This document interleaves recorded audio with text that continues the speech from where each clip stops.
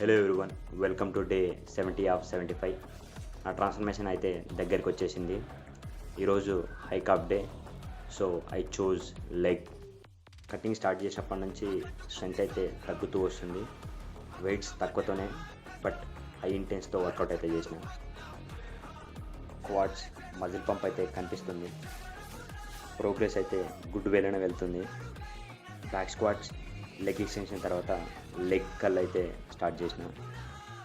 Cap సైక్లింగ్లో ఆకలి అయితే దంచేస్తుంది and cap cycling వల్ల నా వెయిట్ కూడా ఇన్బ్యాలెన్సింగ్ ఉంది.